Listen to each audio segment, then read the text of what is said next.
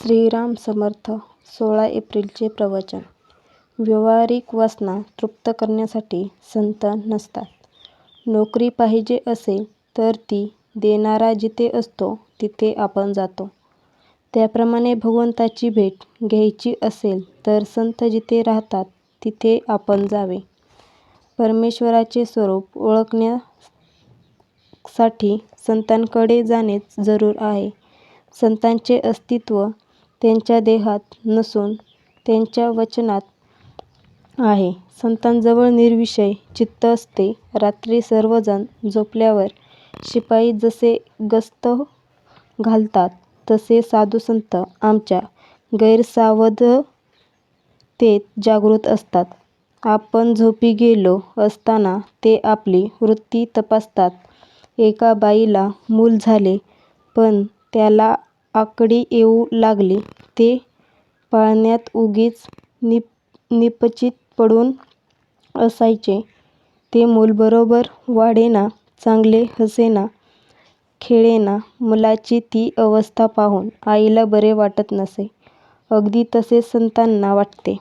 शिष्य केला खरा, पण साधनात जर त्याची प्रगती होत नसेल तर संताला वाईट वाटते. शिष्याची प्रगती होत असेल तर संत स्वतःच्या प्रेमापोटी शिष्याला सजवील आणि त्याचे कौतुक करील. संतांना फारसे कधी कोणी चांगले म्हणत नाही. त्यांनी एकाचे कल्याण केले तर त्या माणसाचे 10 नातेवाईक त्यांना नावे ठेवतात. संतांना ओळखण्याकरिता जे गुण सांगितले आहेत ते त्यांची परीक्षा करण्याकरिता सांगितले नसून त्यांचा त्या दृष्टीने उपयोगही होत नाही. त्या गुणांचे आपण आचरण करावे म्हणून ते सांगितलेले आहेत. संतांजवळ राहणाऱ्या लोकांना 3 तोटे आणि 3 फायदे असतात. त्यांपैकी तोटे असे की 1. वेदांत बोलायला तेवढा उत्तम येतो. 2. संतांजवळ राहिल्याने उगीच मान मिळतो.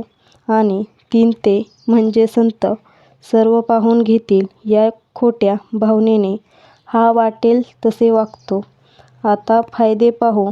पहिला म्हणजे तो जर खऱ्या भावनेने संतांजवळ राहील तर तेवढ्यानेच काही साधन न करतासुद्धा त्याचा परमार्थ साधेल. दुसरा त्याला मान मिळेल पण तो स्वतः मनाच्या अपेक्षेच्या पलीकडे राहील. आणि तिसरा वेदांत त्याला बोलायला आला नाही तरी त्याच्या आचरणात येईल. म्हणून संतांजवळ राहणाऱ्याने ते